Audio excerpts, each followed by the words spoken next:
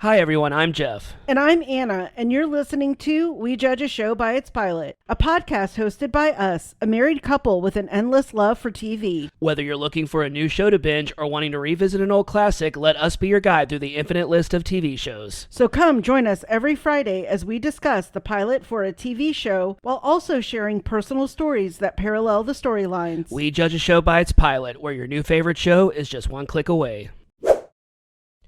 Hello everyone, welcome back to our pod. Hello, how's it going? We haven't talked in a while. I know. So yeah, we recorded the challenge, which we ended up going for an hour and a half. And then a lot to say. And then we made dinner, watched the newest episode of Abbott Elementary. Really funny. Fave.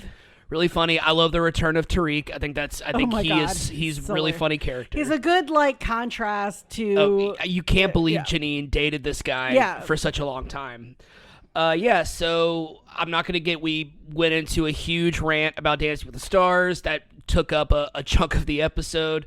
So I'm not going to kind of fill this one up with more or less pointless banter that has nothing to do with the episode. So we are continuing Jeff Month with Autobiography by Reality TV.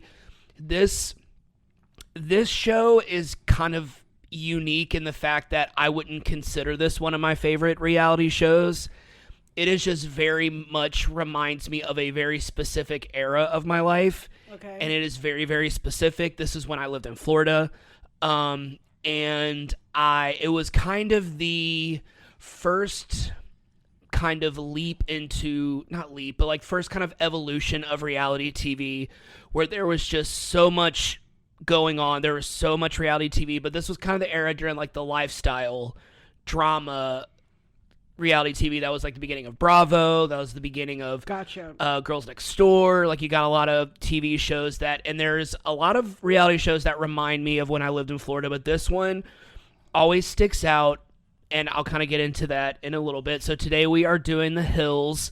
In case you don't know, it was a reality show from the mid 2000s. It when you go back and watch, it looks like it is 2006. It looks like it is 2007 with the quality, with the way they're dressed, with all of the technology, the flip phones, all of it.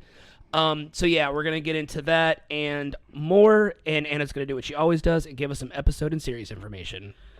All right, The Hills, new city, new drama. The Hills was an American reality show that aired on MTV from May 31st, 2006 to July 13th, 2010 for 6 seasons and a total of 102 episodes. The series is a direct spin-off of Laguna Beach, The Real Orange County. Laguna Beach focused on the lives of teens living in Orange County and their regular everyday lives. The Hills focuses on Laguna Beach cast member Lauren Conrad as she moves to Los Angeles shortly after graduating high school to pursue a career in fashion. Along with Conrad, the series stars Heidi Montag, Lauren's former classmate and current roommate, Audrina Patridge, Heidi's friend, Lauren's co-worker Whitney Port. Recurring cast members include Spencer Pratt, Heidi's boyfriend and eventual husband and still husband. Yep. Jason Waller, a former Laguna Beach cast member and Lauren's love interest for the beginning of the series. Other former Laguna Beach cast members that make an appearance on the series include Lo Bosworth, Lauren's bestie, Stephen Coletti, Lauren's friend, love interest, and Kristen Cavallari, Lauren's rival, who had her own show, Very Cavallari. Yep. After Lauren's departure from the show halfway through season 5, Bosworth and Cavallari became series regulars until the show's end. The Hills was instantly popular since Lauren was the fan favorite that everyone rooted for. After graduating high school, she moved to San Francisco to attend the Academy of Art University, and Coletti attended San Francisco State. Lauren moved back home, but then decided to move to Los Angeles. Series creator and producers thought that Lauren's journey into adulthood would be a fun and interesting watch. Plus, everyone can relate to moving away from home for the first time and being on your own. The Hills created several spin-offs, including The City, which focused on Whitney's move from Los Angeles to New York City, and a reboot, The Hills: New Beginnings, was released in 2019, which followed the lives of the former cast members nearly 10 years after the original show had ended. You can currently watch The Hills on Paramount Plus. Yeah, it wasn't like there wasn't a lot of info on The Hills. It just, most of it was just, I hate to say it, but kind of like irrelevant. It wasn't a show that like won awards. It wasn't like this groundbreaking thing. It was one of those like if you know kind of shows. But yeah, so I watched Laguna Beach because I watched the scripted show The OC, Yes. which Misha Barton, Adrian Brody, Adam Brody. Adam sorry, Brody. I I always do that. Adam Brody. And then so they were like, let's make a show about the kids who actually live in Orange County, Yes. Laguna Beach, which I watched because I was maybe like a year or two older than them. So it was kind of like I was still technically kind of a teenager when it very came much out. I your was like age. 19. They were like 17 and 18. And, it wasn't much I could relate to because it was very soap opera-y. It was very rich kid kind of stuff, even though they weren't like, it wasn't like the OC or Beverly Hills 90210 where it was really like over the top rich kids, but they came from wealthy homes because Laguna Beach is a wealthy town. But I watched Laguna Beach kind of casually, but it was The Hills. I was living in Florida, and I remember watching The Hills, the very beginning of it, and kind of in a way relating to that was something that I was going through at the time. I had just moved to a new state, a new city. I didn't know anybody. I was very new. I was trying to make it on my own. It was the first time I was really away from home, like I moved away from home. And, the problems were, I did not have the same problems as they did on The Hills, but it was, I could relate to having to make these, what seemed like very trivial decisions, seemed like such a big deal at the time because it was the first time I was experiencing it, and it was the first time I was having to make these decisions on my own. Yeah. I couldn't just go to my dad's house or go to dinner with my mom and vent about my problems. Technology was still very new back then. Cell phones were very new back then, so it was still like expensive. I couldn't just like we've said before. I couldn't just text back then. They cost per text. Phone calls were very limited because you paid. You didn't pay by the minute, but you paid for a certain amount of minutes each month. Yeah, and then you paid by the minute. Yes. So it was, I related to that part. There were other elements of The Hills that I related to, but it was mostly just kind of like the friendship dynamics, certain common things that happen, like love triangles and not liking the person that your friend is dating, or when you have a roommate who kind of sucks, or if you're the bad roommate, like we all kind of deal with that. Most of us deal with all that stuff in our late teens and early 20s. So it was like I didn't live in their world, but I related to like aspects of it. So I just kind of became hooked. Yeah. And it became like I categorized this 100% as like a guilty pleasure. This is 100% just a guilty pleasure show. I never really, the funny thing about Laguna Beach and The Hills, I didn't necessarily like any of them, especially some of the cast members that we'll talk about in this episode. But like, I don't have a super long plot summary. These are 25-minute episodes. But yeah, I wasn't like, it was really funny because like it wasn't like rooting for anyone. It wasn't like when we watched the challenge and people were like when Corey is on there or Darrell is on the challenge and we're rooting for them, or when we really like someone on Big Brother, that like Taylor on her season of Big Brother, we kind of really enjoyed her journey and we were rooting for her to make it to the end. Yeah. And other TV shows. This was not that TV show. This was not that reality show for me. No. Even though I related to some of the stuff that they went through, I was not sitting there being like, wow, Heidi's really cool. Or I wasn't sitting there being like, wow, Spencer would be one of my friends. That never came through my mind. I couldn't stand most of these people. And I have to say, like, that was very much the vibe a lot of the times for reality TV back then. Like, I know you effing hate Dick Donato and Danielle Donato from Big Brother Season 8. But back then, people rooted for the villain. People rooted for the person that was making good TV.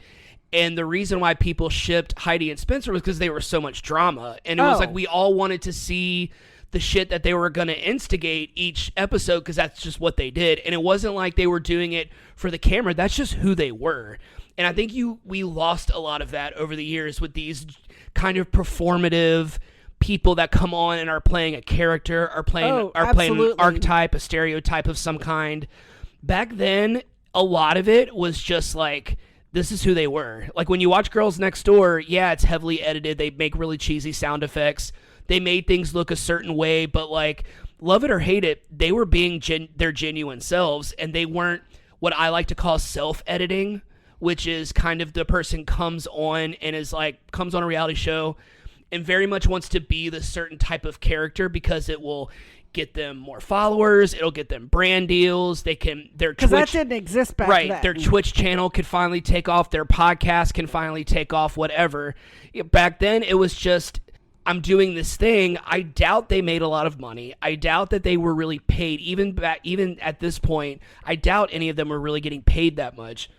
And it was just really interesting to kind of watch. This is kind of the last era of the genuine reality shows, I would say. Obviously, there are still some around. You get genuine people that come on reality TV, but there are just so many more characters now, and that's how I always kind of refer to it. And they're all looking to keep their 15 minutes of fame. They're clout chasers, yeah. What other reality show can I get on from here? Like, will Big Brother lead to The Challenge or The Amazing Race, right. or The Bachelor or The Bachelorette will be on the next Dancing with the Stars. Yep.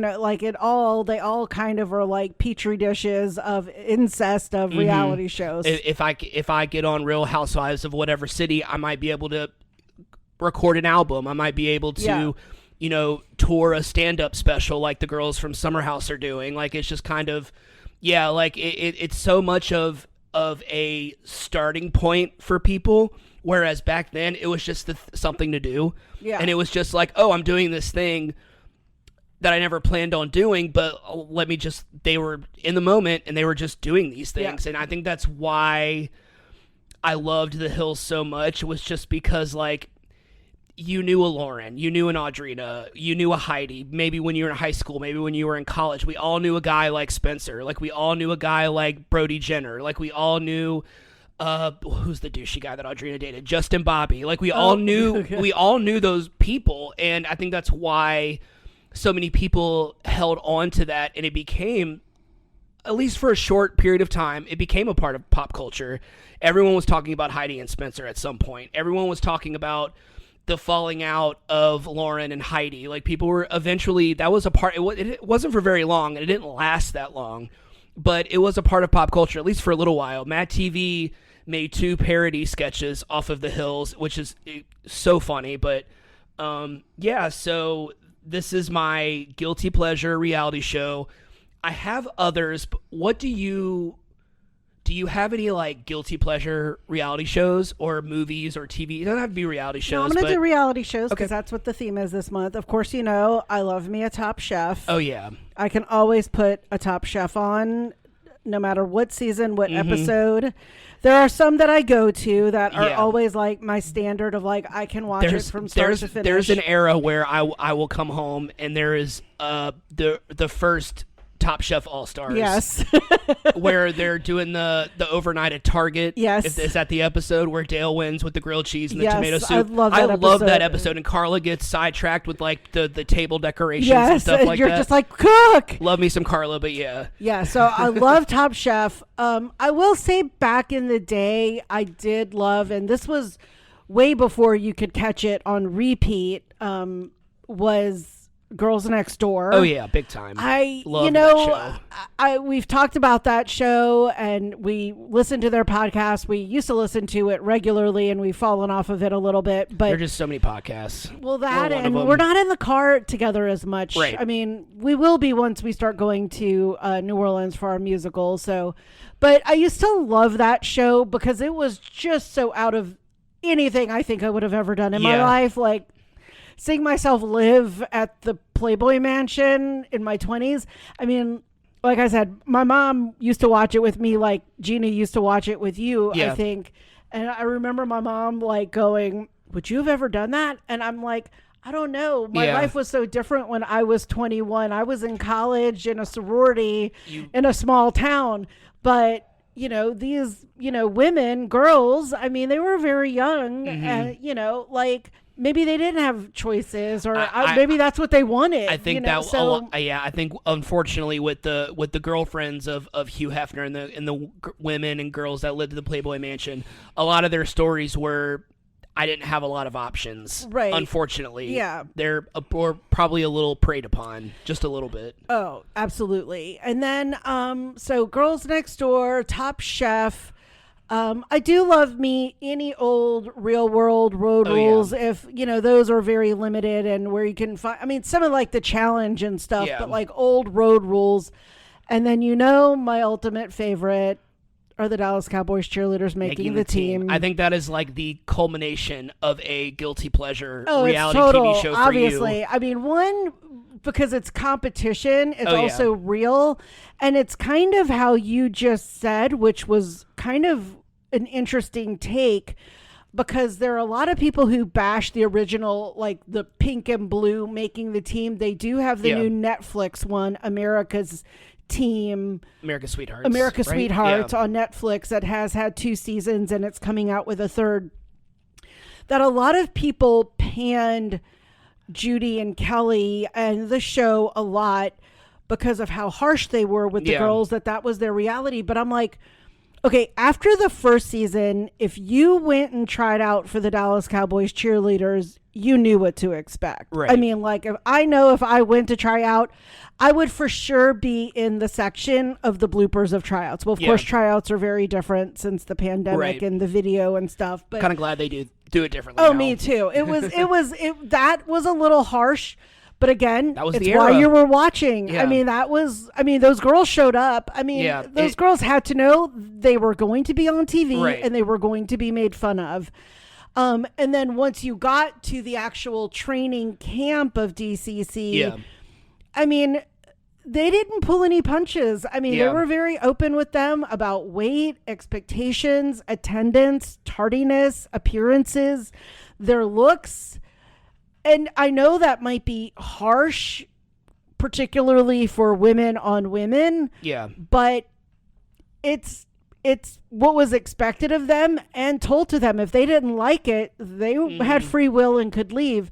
Now, I will say a development of the DCC into current time that I can appreciate the evolution of is the seriousness of things like mental health. Yeah. Their work-life balance. A lot of them now, actually all of them now get paid a fair actual salary. So where that can be their full-time job. That is their full-time job. They don't have to have 3 jobs, plus being a Dallas Cowboys cheerleader. That takes up... When you first told me how much they originally got paid, I damn near had a heart attack. I was like, you've got to be... All the work that those girls do, and they're working for essentially like less than server wages, is like... Yes. You make more money being a bartender. And that's not dissing bartenders. I work in the restaurant industry. But like it is... The idea that like you have this job that consumes everything, but you are getting paid nothing. I remember being upset and angry for those girls. Yes. I just remember I couldn't, and then finding out how much they get paid now, I'm like, I don't feel bad for them anymore. But anyway, make. And when you work for an organization like the Dallas Cowboys, you're like, these people make like $1 billion. The most popular professional cheerleader team ever. And I will say my final uber super bad guilty pleasure is either version of Southern Charm, the Charleston one or the New Orleans, which only has 2 seasons, but I still love it because it's in New Orleans. But again, those are very, very much like a lot of drama with friends, with faux friends, frenemies, exes. There's a cesspool of dating within that new season of Southern Charm. Looks like it's going to be drama. Yeah. So again, I love a reality show. And as we've talked about on a couple of episodes of our pod, is that I think they've changed. I think technology has changed it. Social media has changed it. Yeah. Formatting, accompanying podcasts and things like that have changed. And just a lot has changed over time because I mean, like even Southern Charm, I mean, which has now been on, I've lost track, like 10 plus seasons, or maybe it's in its 10th season. I think it's season 11. Yeah, it might be 11 coming up. So I'm almost positive. I mean, back in the day, the stuff that was said and done, particularly to the women. Oh yeah. I mean, it was, I will admit, it was pretty bad. I can't believe I kept watching, but I always just was like, it's the South, it's Southern stuff. I love anything that takes place near or around my city, and then especially Southern Charm, New Orleans. Oh, yeah. Well, shout out to Tamika, love them, Justin, Barry, Kelsey, Reagan,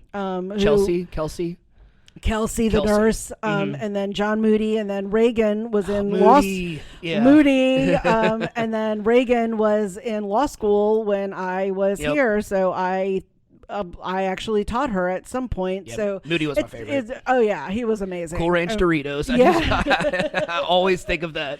So again, I love a reality show because I can get lost in it. I can accept it for what it is.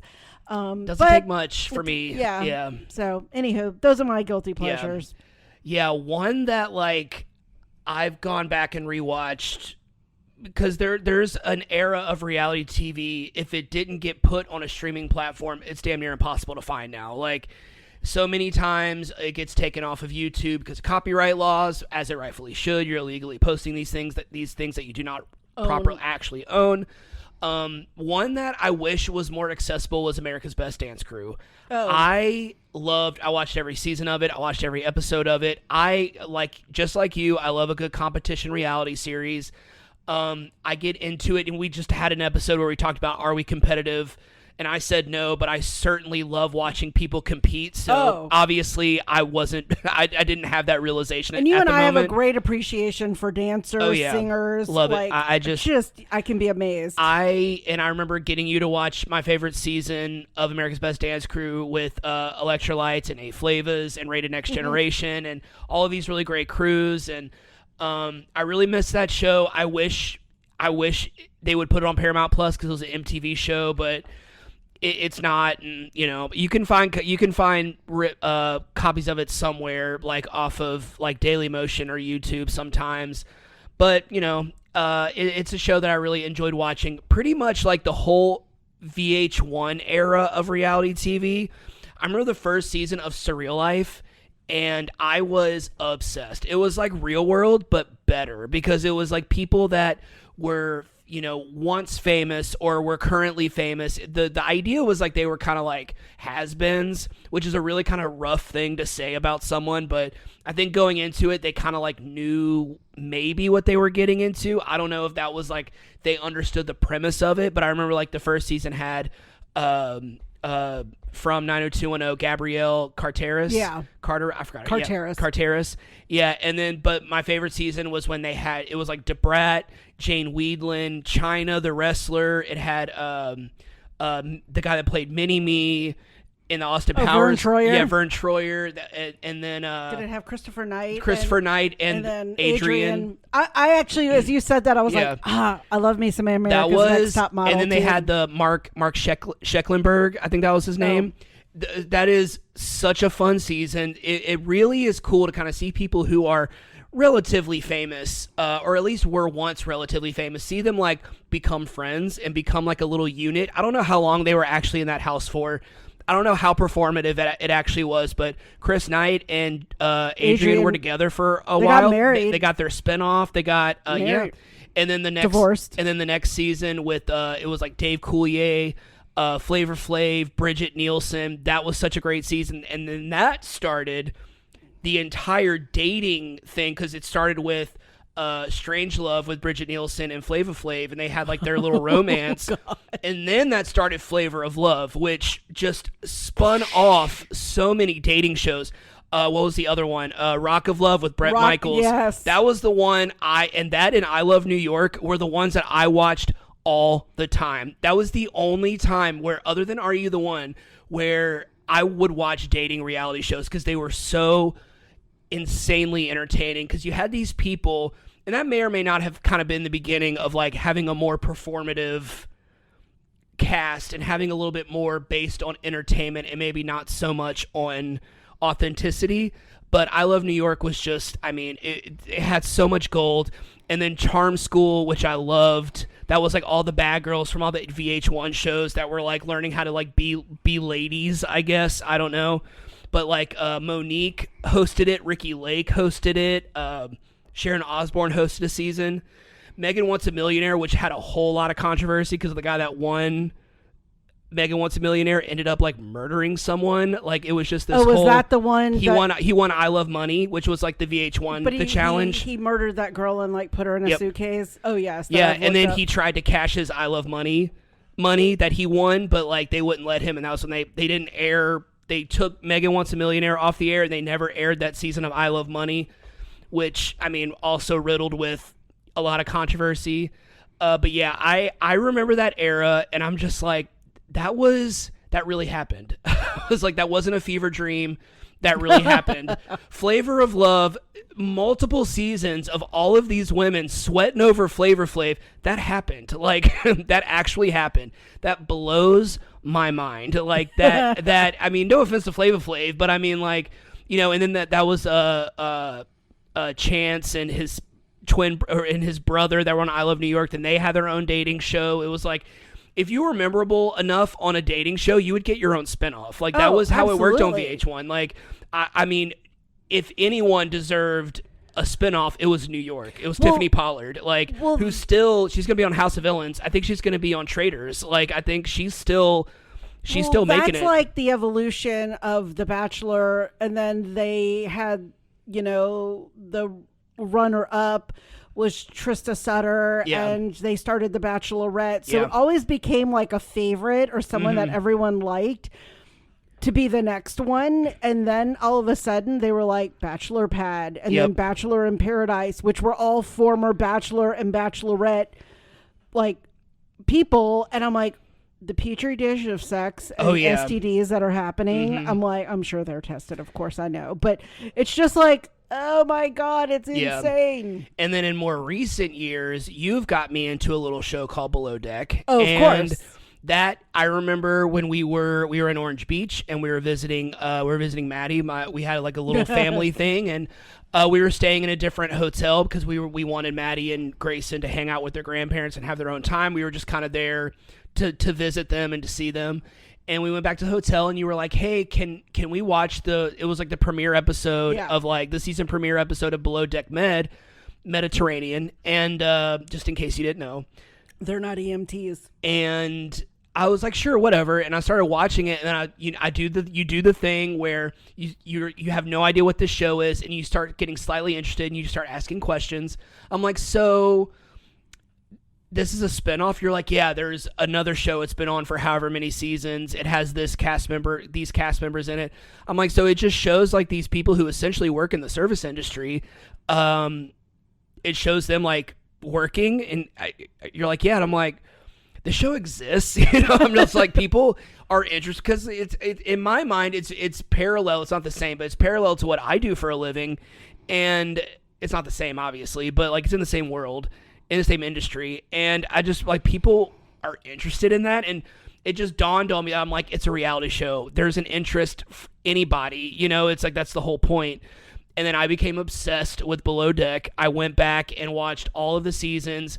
Season 3 with Rocky and Eddie and Ben and Chef Leon, one of the greatest seasons of any show ever.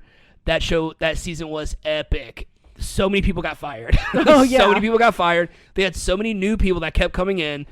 And there's been no other season like Below Deck ever since that, where it's just like, you know, I love the season where it's the first season with Anastasia and Aisha. Oh, and my God. They have the good morning. And then the season of Below Deck Med, where it was like Colin's first season. He became one of my favorite. That was the season that we watched in Orange Beach.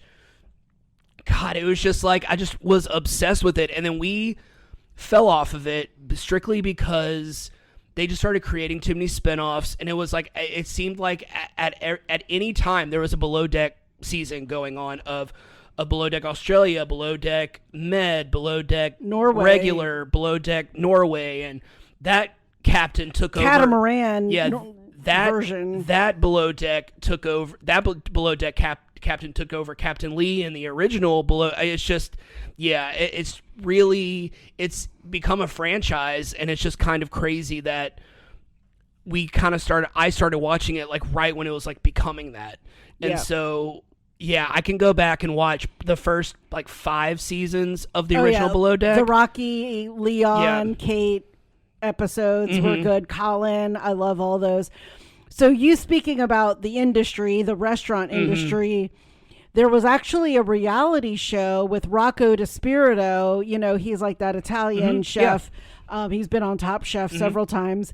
He had a reality show called The Restaurant. I did not know that. Yes. Wow. And it, I think, was 2 seasons. It was all about him opening up his restaurant, front of house, back of house, recipes. His mom was on it, like all the menu, the uniforms they were going to wear, buying all of the like plates, utensils.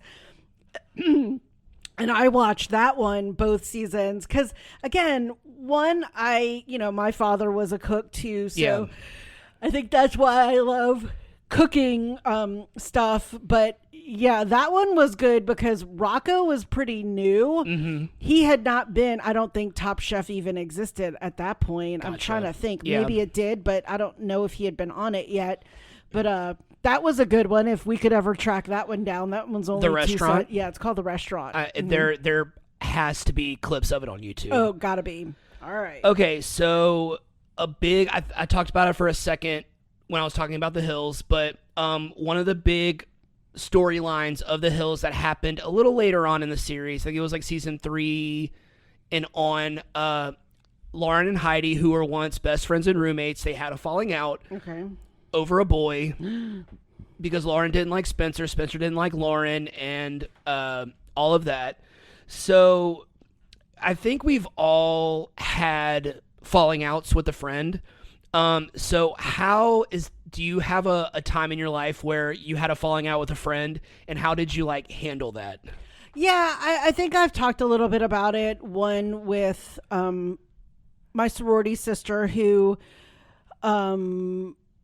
I'm not going to say her name, but it's not bad. Yeah. I mean, it's not a bad story. It was just, to me, truly a misunderstanding, a miscommunication, and a lot of sort of self-created drama. And I'm not going to say it lingers in a bad way because we've seen each other, we've done things together, but it was the one where one of the sorority sisters, we used to go on girls' trips all the time, and one was pregnant, one was trying to get pregnant, and a couple of us knew about the one who was pregnant, and then the other one didn't know. And I was on a trip with one of them and told her, and one of the sorority sisters got upset, and I was like, well, it wasn't like she was not going to find out. She was eventually going to give birth. Yeah. And I said, I didn't want her to find out the information when she was alone. And I feel like maybe the only person that should have been mad at me was the one who was pregnant. Yeah. But even she was fine with it. She's like, I'm glad you told her because I didn't know how to tell her. Yeah. Like, because I knew she's been trying. And the one who got really mad at me was the sorority sister who I had been really the closest to. And, she kind of started blackballing me from going on girls' trips with them. And the 3 of them would go on trips together without me anymore. And it was kind of an evolution of my time here, specifically in Baton Rouge, because that happened actually around 2012, and literally maybe 3 or 4 months later was when I met Summer. Gotcha. And because I was at a really down time, because I had felt I was doing something non-malicious. I mean, I didn't tell her about the pregnancy in a mean way to like taunt her. I was like, just letting you know she's pregnant, and you're going to find out. I just feel like you need to know now. And Yeah. again, maybe it wasn't my news to tell, but this was really early on. And, anyway, so that we've evolved from it. I still talk to all of them. Yeah. We don't go on girls' trips anymore. I've seen all of them since, but that was a hard one because, again, I think the falling out didn't come from a bad place. Yeah. It came, I don't even really know where it came from. I think it came from like a place of like, I wanted to tell her, and it shouldn't have been you for some reason. I don't know. There's also been another recent one that has developed, and I actually think it's a little bit of jealousy on the other person's part. She would probably deny that. And, I definitely understand when you are at a different point in your life and you're making changes or you meet new people, you have new friends or you don't see your old ones as much. But there has been a lot of like anger and hate and, just a lot of like gossiping and stuff. And again, I'm just all like, hey, if you have new friends and you don't want to be my friend anymore, totally cool. I can't control what you do. Right. I can only control what I do. And I don't feel like I've done anything worthy of you hating me so much. I really can't identify anything, but she has chosen not to like me any longer. And I'm like, all right, that's good to know. And I'll move on. The sun will come up the next day. And the sun will come out tomorrow. Yeah. And so, I think those are hard, especially when people make decisions like that without really any reasoning. And you're just kind of going, okay, did I do... Like, I really do rack my brain sometime, and I'm like, I really don't think I've done anything worthy of, like, the hate. And, like, people have been like, it's a little bit of jealousy, and I'm like, I don't think I'm worthy of being jealous of, so that doesn't make sense to me either. But again, I can't dissect it. And then people would probably say, why don't you talk to her? I'm like, she probably wouldn't talk to me anyway. So she's at that point in her life. But again, what about you? I mean, I've had falling outs over the years. Some have been things that it has been partly my fault. It has been completely my fault. And other times I don't know what happened and I don't know where it came from. One that always kind of sticks out to me is I had a really good friend. We became friends our senior year of high school, and we just became really close, like best friends. And then I moved to Florida.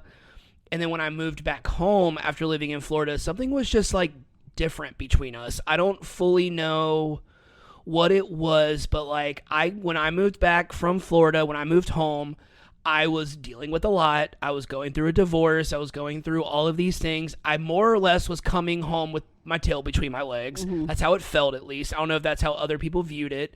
That's how it felt.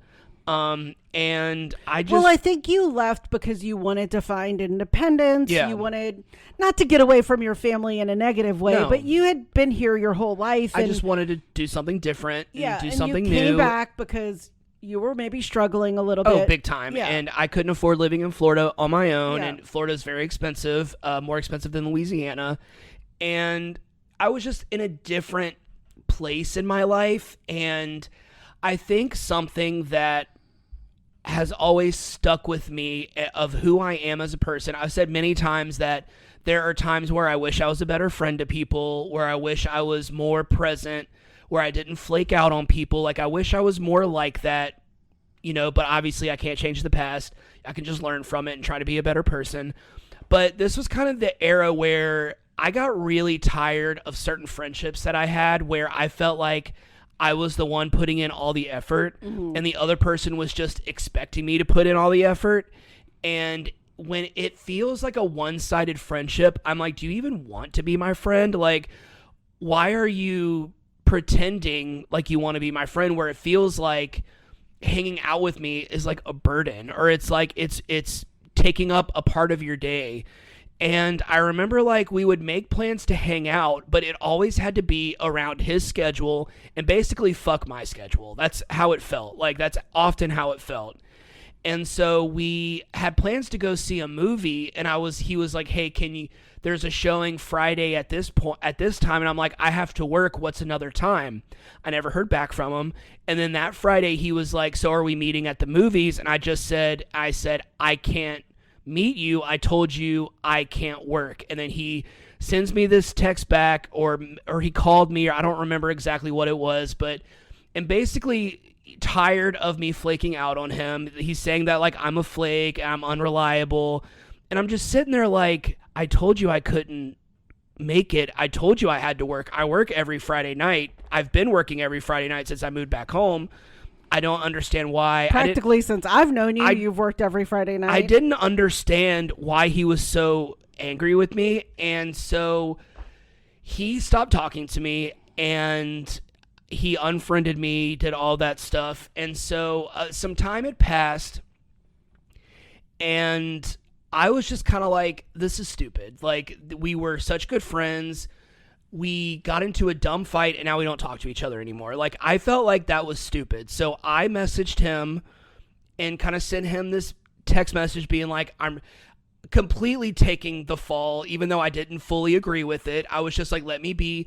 I hate trying to sound like a little pretentious, but let me be the bigger person, and let me be the one that apologizes and try and, send out an olive branch, whatever they call it. A mea culpa. Yeah. And just kind of be like, hey, we got into a really dumb fight.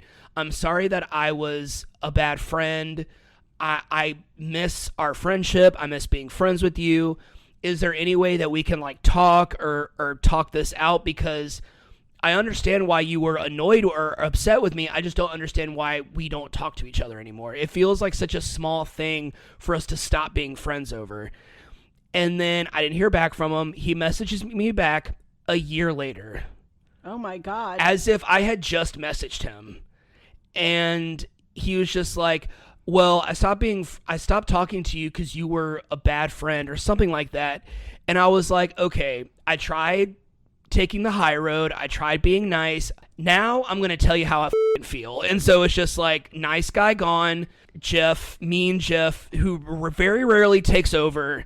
When I am truly hurt and when I really put myself out there and be vulnerable, and you just send back shit towards me, I no longer am the fun loving person that I normally am. Once you piss me off, I'm done with you. I almost just started cussing a lot more, but I don't want to have to bleep. I don't have to spend all the time having to bleep it out. So I sent him back exactly how I felt. I was like, well, I'm going to go ahead and tell you that you're not really a great friend either. And I told him all of this. And I'm like, if you think I'm a bad friend, then you're the worst friend. I got really upset. I was just like, and once it starts going, I can't stop it. And he blocked me after that. So I have not spoken to him since. That was like 2012, I think, or 2013. From what I gathered, he still acts like he's in high school. He's still... Do I know this person? No, you don't. You've never met him. I think I've maybe have talked about him a few times. He still wears his letter jacket. He's still... And by the way, we're 41 now. Wow. And because he's still friends with some people that I'm friends with, and he'll get tagged and stuff, and I'll see him. Yeah. He was wearing his letter jacket. I'm just like, oh, you never left high school. This is why you act the way you act. I hate saying you peaked in high school, but you peaked in high school, and and I say that because you still act like you're in high school. So that's that. I've had other falling outs, but that's always the one that always sticks in my head because we were like legit friends, but from what I gather, he's not really friends with a lot of people that he used to be friends with. Yeah. So I don't fully know what happened to him. I don't know what, but yeah, that's my falling out story. I'm trying to think if maybe there's one that tops that, but I think that's the one. I think that's the one that really sticks out in my brain. Okay, so another thing on, and we've talked about exes before. You always say you didn't really date a lot, so if you don't have a story for this, you can. Yeah. I know I have one, but... So a big part of The Hills is when Jason Waller comes back. He was on Laguna Beach. Him and Lauren had this like, will they, won't they? Because it was like, it was Kristen and Steven and then Lauren and Jason, and then they were kind of all in this love square. Jason moves to Los Angeles and kind of re-enters Lauren's life, and they kind of start dating a little bit. And so my question is, has an ex ever like resurfaced in your life? And if so, like, what was that? Well, what was that all about? Well, yes, I really truly say, and anyone listening to this that knows me or it doesn't really know me very well and thinks I might be lying, I did not have like per se lots of boyfriends. Yes. I really did not. I mean, I would date a guy, and I don't count dating a guy as a boyfriend. I think of a boyfriend as someone where you are like absolutely committed. Right. And you call yourself a boyfriend and a girlfriend. Yes. I did not really have a lot of those kinds of relationships. I will say probably guys that I dated like in undergrad or maybe even in law school. I didn't really date anyone in Seattle except for one, which is part of this story. The way exes came back into my life was via social media. And by that, I mean, were like the ones that you would see as like recommended friend, or like they would friend me. Yeah. I mean, and again, a couple of guys from high school or guys from college. And so that to me was how exes came back. I remember like guys that I had dated or had met through dating apps. Yeah. That I would either block or unfriend after you and I got together, would friend me again. And I would accept their friendship only because I didn't want them to think I was a psychopath or something. Yeah. They were like, hey, you want to hang out? You know, probably knowing what they meant. And I'm like, well, you know, can't now. You know, just FYI, relationship update. I was either dating you, we were living together, or by this point, we're married. I've actually had guys be like, oh, well, we could hang out platonically. I'd love to meet your husband. And I'm like, what? Like, those are the most bizarre things to me. But most recently on Facebook, and probably the only guy that I really sort of dated in Seattle has popped up on Facebook. He was MIA even before I met you. I had tried to find him via social media really only because he was the guy I had dated in Seattle, and he had some issues, and I really had liked him at the time, but again, knew he was not good for me. Never knew where he was, never knew where he had ended up. And all of a sudden, one day, probably in the last year or so, his picture popped up as a recommended friend. And it literally jolted me just out of the shock that he had come up on social media. He has since married. He lives in the Midwest. So I am like, go you. You're very happy. I am happy. But again, not that we had like any deep love. I think I met him in like the summer of 2001. And I only remember that because 9/11 happened right as the time that we sort of stopped dating. Gotcha. He kind of left town and went somewhere, but he had eventually come back to Seattle, but I'd never seen him after that. So it was like we dated from June to September. So gotcha. Again, I don't count that as a boyfriend because that we would go to like coffee shops, or we went to the movies or hung out at my apartment, and that was about it. So yeah. But not really, and not in a negative way, because I will also say any of the guys that I ever really dated, I didn't have like a bad quote unquote like ending of a relationship. Not really. And so I if one came back and was like, even the one that was like, oh, let's hang out, I'm just not going to hang out with them, but not because of a bad reason, really just out of respect for you and because I don't really want to hang out with them. So I don't know. What about you?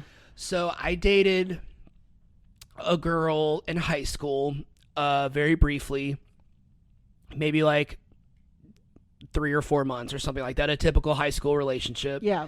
And then she went to another school, and I never really talked to her again. And then ask Kevin.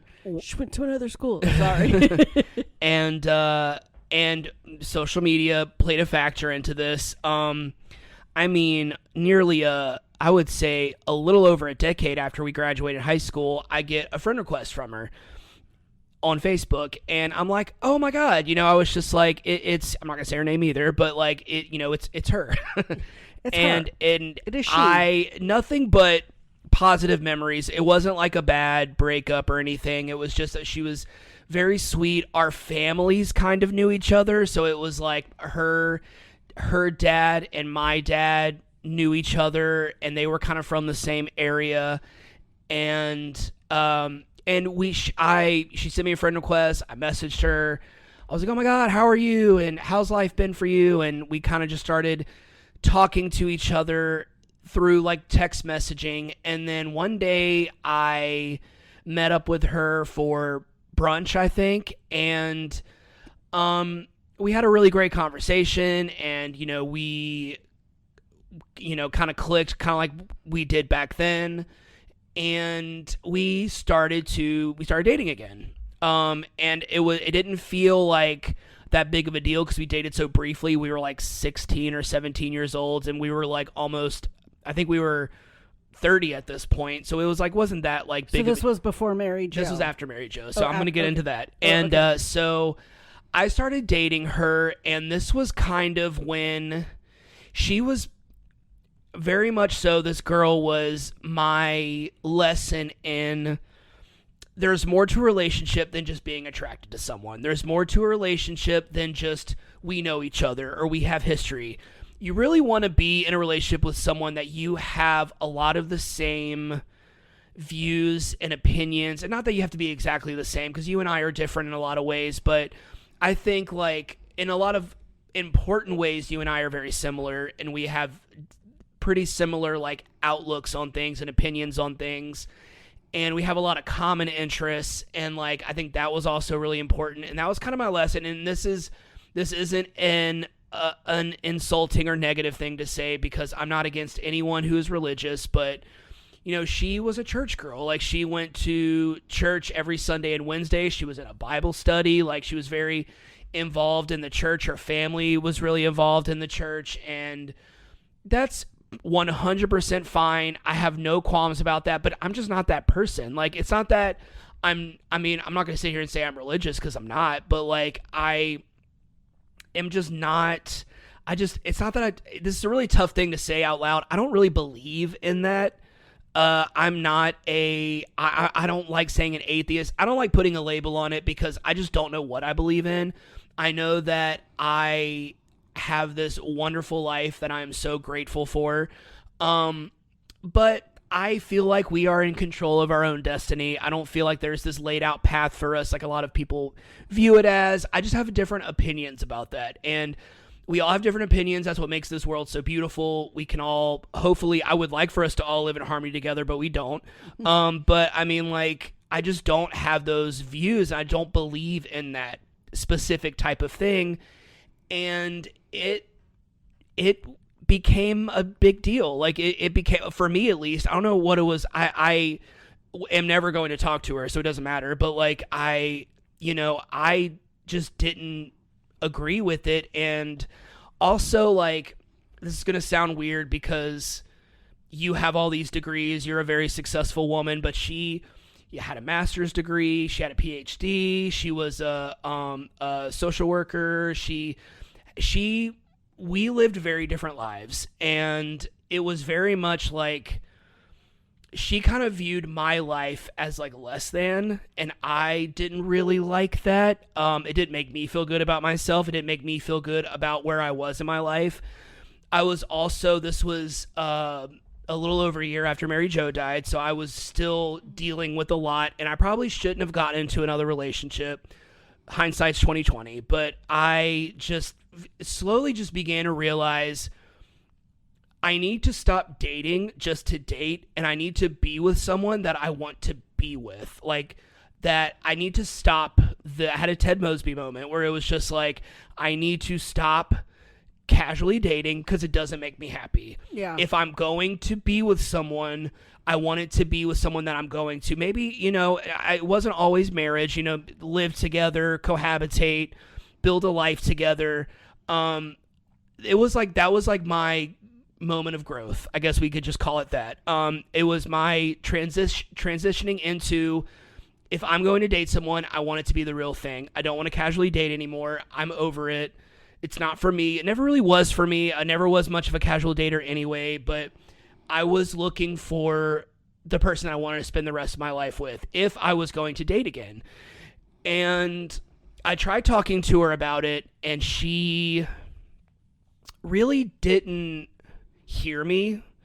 And maybe I didn't make my point. Maybe I was being too passive. I don't know. It was really hazy back then. I was medicated. I was dealing with a lot. So a lot of that era of my life is very fuzzy.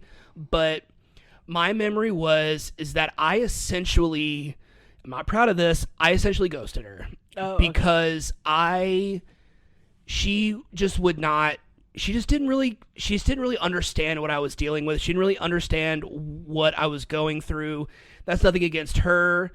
I want nothing but the best for this girl. She's a great human being, and she was a good girlfriend, and we had some things in common, and we enjoyed each other's company, but for the most part, we were never going to work out. So it was just kind of like, she didn't get that. She didn't really hear me. So I was just like, I can't do this. I was just like, yeah. I can't do this. And yeah, so that's that. It wasn't really heartbreaking for me. It was a moment of clarity for me, and it was a moment of growth for me. But I do wish I would have handled it better. But hindsight's 2020.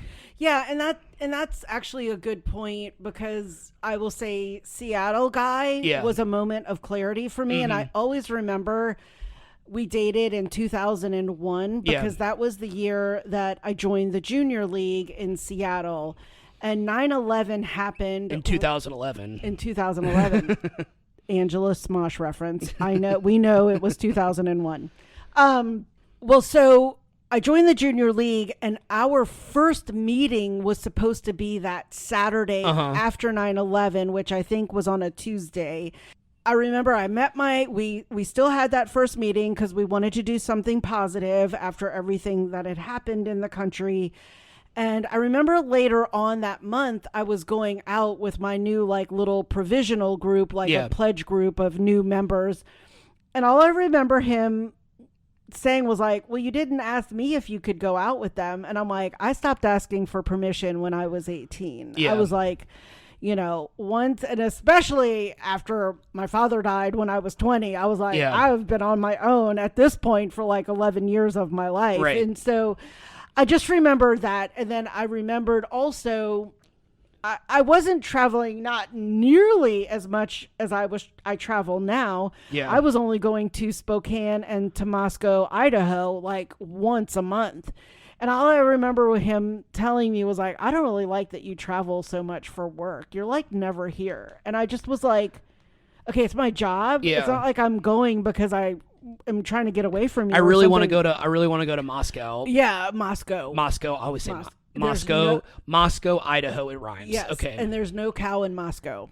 Nice. That's how they taught me. And so I just remember sitting and thinking to myself, after he had left my apartment that night, going, is this who I want to be with? Yeah. And I will admit, he kind of ghosted me. Okay. And so all I remember was sort of feeling relief, because I was like, I liked him, but deep down, I knew he wasn't good for me. Yeah. One, because he seemed to diss on my just personal success. Mm-hmm. He also seemed like he would be a controlling person.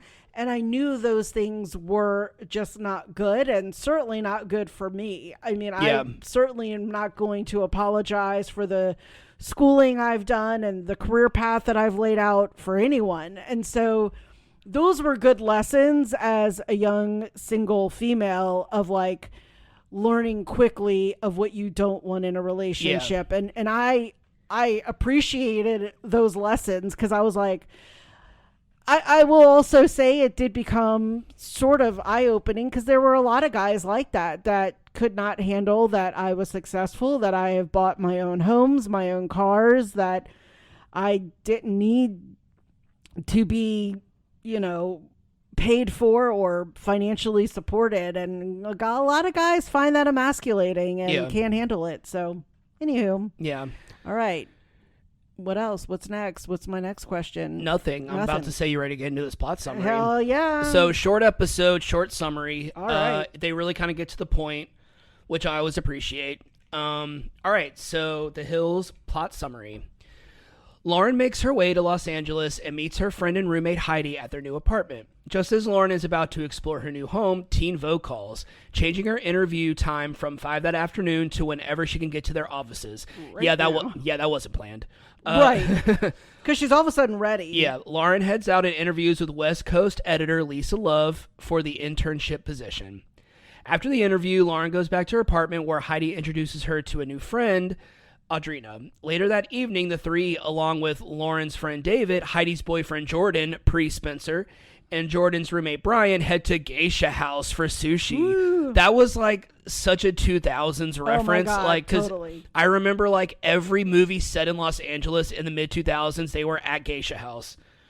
The next day, Lauren and Heidi head to the Fashion Institute of Design and Merchandising and meet with the school administration. While Lauren is called a together gal, Heidi is asked if she is in the right school. So that interview process was really funny because it was like Lauren interviewed so well and she's like answering the questions in a very professional way. And Heidi really is just acting like she just wandered off from the street and just scheduled an appointment with the school administrator. It was like every question, it was like, yeah, I don't really like working that hard. I really like going out with my friends. And I'm like, I don't know if your parents were telling you to go to do this thing or what, and you were just doing it so they'll pay your half of the rent. I don't know, but it was like, you are really not trying to make a good impression at all. It was very funny. It was like she was trying not to. Right. Really. Back at the apartment, Teen Vogue editor Blaine calls Lauren to offer her the internship. On her first day at Teen Vogue, Lauren meets Whitney, another intern who Whitney was my favorite. I always thought she was really funny. Lisa Love talks to both girls about what is expected of them during the internship. Their first task is to address envelopes for an event celebrating the magazine's just released Hollywood issue. Oh, so speaking of Southern Charm, wasn't Landon on the Hills? Yes, she was one of the assistants. Receptionist or administrative assistant. So yeah, they tried to make her a series regular, or they tried to give her a more of a role, and she just like refused. I forgot for what reason, which is really ironic because she ended up on Southern Charm for far too long. Lauren explains her internship and the upcoming party to Heidi that evening. Heidi asks Lauren if she can sneak her and her friends in, but Lauren doesn't want to do anything to jeopardize her internship. The next day at work, Lisa lets Lauren and Whitney know that they will be working at the party this weekend and sets down the rules. You are there to work, not party. On the night of the event, Blaine explains to Lauren that she will be reserving a section of seats for celebrities. As soon as he leaves, Lauren receives a call from Heidi. She is waiting outside with Audrina, Jordan, and Brian and asks Lauren to sneak them into the party. Like, this girl has been working for this place for like a week at this point. If that. And you're going to try and like, obviously production, it's to make a interesting episode, but like the idea that I would never do this to you. Like, I would never in a million years, neither would Summer, neither would Alicia. Like, we would obviously we're grown adults, so it's a little different. They were still really young, but yeah, I just can't imagine like any of my friends doing this to me. Lauren tells them no, but they insist. They will not leave. They are just like I just can't believe Lauren like tolerated any of this. Lauren asks Whitney if she can let her friends in, and Whitney does. As soon as they are in, Brian immediately sits down in the section that Lauren is supposed to be reserving. Heidi and Jordan begin fighting, and Blaine comes to ask Lauren about the drama at the door. So Whitney was working the door. She let them in. To make matters worse, Lauren's friends are all seated in the reserve section when Lisa Love passes by. Lisa reminds Lauren that no one is supposed to be sitting there and tells Lauren that they will discuss this on Monday. End of episode.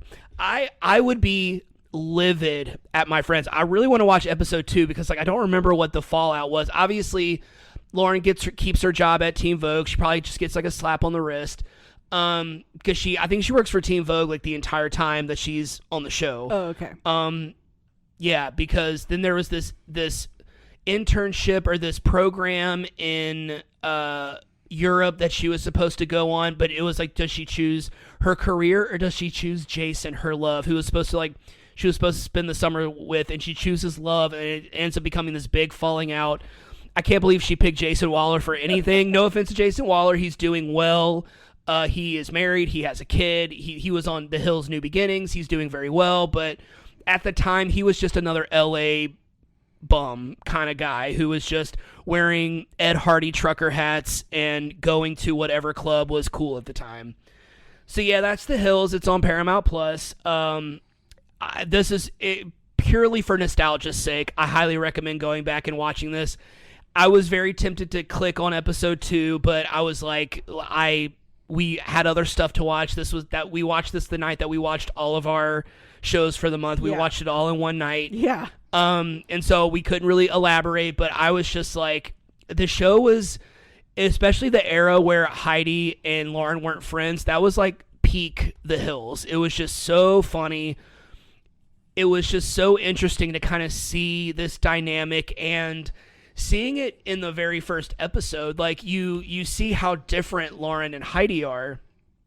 And while that makes for a great friendship, being different than, you don't want to be exactly like the people that you're friends with, but kind of Heidi's overall lack of consideration. Oh my God, I was dying. Her being very narcissistic and being very self-serving, it continues. That ends up being the big thing in their relationship. And then she meets Spencer, who is probably the most self-serving person to ever walk this planet. And he is still, I'm Spencer, I'm the main character in everybody's story. He has not changed at all, which almost kudos to him for never having any growth, but also like, watching The Hills New Beginnings, I was like, you are the exact same person. Yeah. Like, you have had zero growth.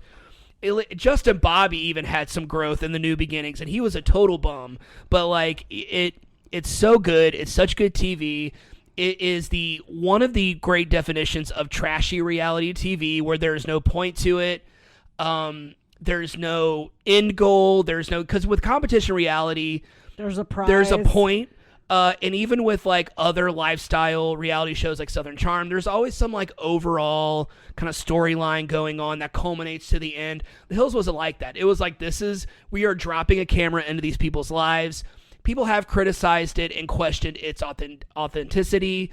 Was it scripted? It is very much. Well, this episode seems like that. Like, it's very I much. would have told my friends, get the F out and go back to the apartment. It seems very much like it was different from other reality shows where the quality of film looked more like a movie. It didn't really look like a reality show all the time.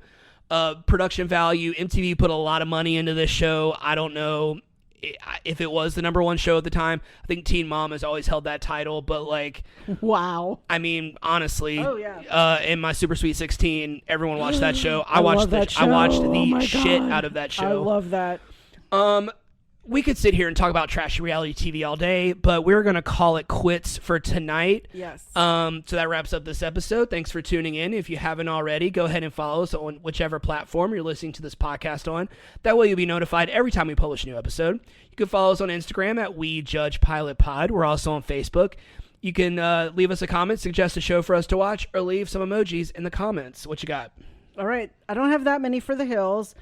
Any of the fashion emojis, like the clothes, purse, jewelry, the phone, the heart for Lisa Love. Oh, yeah. Sushi, the school, the envelopes, the party hat, the chair to represent that section she was supposed to be reserving, the stars because it was like a big Hollywood celebrity party. Even though we didn't see any. Yeah, that's funny. The clipboard and the door. Drama at the door. Drama at the door. All right, well, we are going to head out, but we'll talk to you soon. Thanks for listening.